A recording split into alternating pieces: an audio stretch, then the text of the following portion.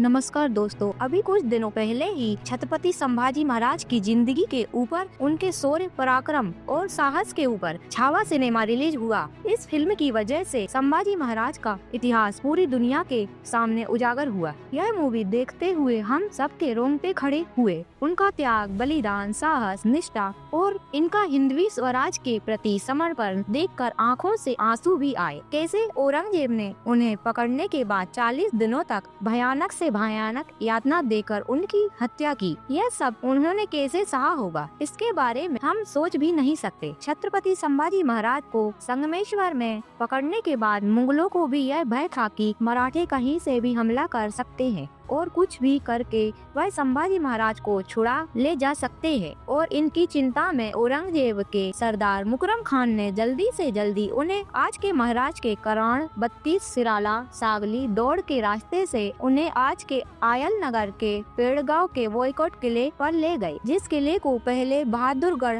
और आज धर्मवीरगढ़ कहा जाता है। इस सब घटना से हमें एक प्रश्न सामने आता है, संभाजी महाराज 40 दिनों तक मुगलों की छावनी में कैद थे। इन 40 दिनों में उन्हें बचाने की कोशिश क्यों नहीं की? वैसे देखा जाए तो लाख मर जाएं, लेकिन लाखों को चलाने वाला जिंदा रहना चाहिए, यह सोच मराठों की होती थी। शिवाजी महाराज को बचाने में भी हर किसी ने अपनी जान दे दी, लेकिन शिवाजी महाराज को कुछ नहीं होने दिया। लेकिन संभाजी महाराज को क्यों बचाने नहीं आया कोई? मात्र 200-300 की सेना लेकर लाखों की मुगली फौज को काटने वाले मराठे संभाजी महाराज के समय कहाँ थे? इतने शूरवीर मराठा सरदार कहाँ थे? यह सवाल सबके मन में आता है। सबने साथ मिलकर औरंगजेब पर हमला क्यों नहीं किया दोस्तों? लेकिन ऐसा नहीं है, इसके पीछे भी बहुत सारी वजह है। जिस समय धोखाधड़ी करके संगमेश्वर में संभाजी महाराज और कवि कलश को कैद किया गया था, उस समय औरंगजेब ने उसके एक सरदार जुल्फिकार खान को हिंदवी स्वराज की राजधानी रायगढ़ किले पर आक्रमण करने के लिए कहा था। रायगढ़ किले को लाखों की मुगली सेना ने घेरा बनाया था। कोई भी अंदर नहीं जा सकता और कोई भी बाहर नहीं आ सकता था। एक तरफ हिंदवी स्वराज के छत्रपति और एक तरफ पूरा हिंदवी स्वराज, दोनों भी औरंगजेब की कैद में आ सकते थे। ऐसी स्थिति सामने आ खड़ी थी। जुल्फिकार खान के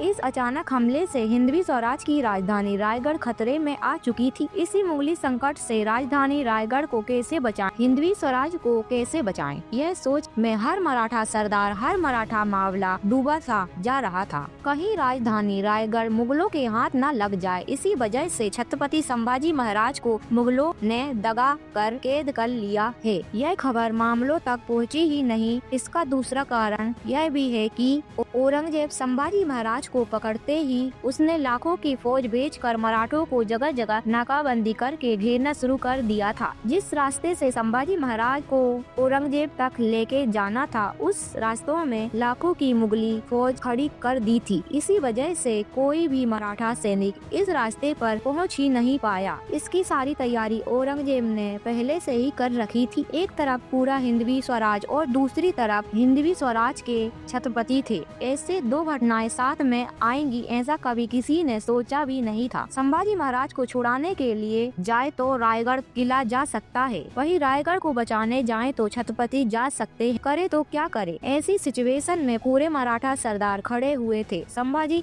महाराज को कैसे छुड़ाए, इसका पूरा प्लानिंग करने से पहले ही मुकर्रम खान ने संभाजी महाराज को औरंगजेब की छावनी पर ले जाया गया, जहां औरंगजेब 5 लाख की सेना लिए खड़ा हुआ था। अब आपके सामने यह एक सवाल खड़ा हुआ होगा, स्वराज के मावले इतने सूरवीर बहादुर थे तो उन्होंने एक साथ मिलकर औरंगजेब पर हमला क्यों नहीं किया? इसका भी जवाब देते हैं। संभाजी महाराज को पकड़ने के बाद उन्हें संगमेश्वर से पेड़गांव के भुईकोट किले पर लाया गया था। किला जमीन पर होने से उसके आसपास कोई भी पर्वत या छोटी पहाड़ी नहीं है।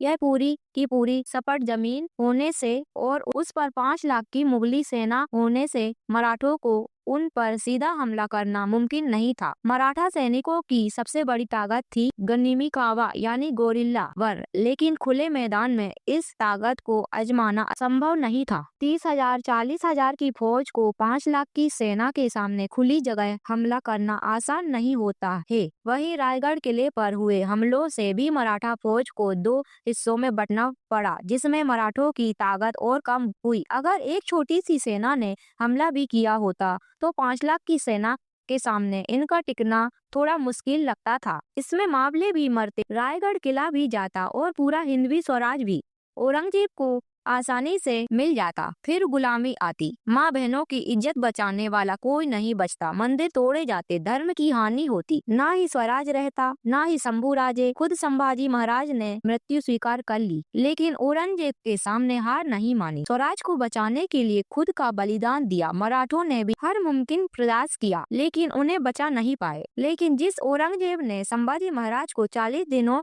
तक मृत्यु की यातनाएं दी, वह औरंगजेब को मराठों ने भगा भगा कर मारा। उसे इसी दक्खन की भूमि में दफनाया गया। उसे कभी आगरा वापस नहीं जाने दिया।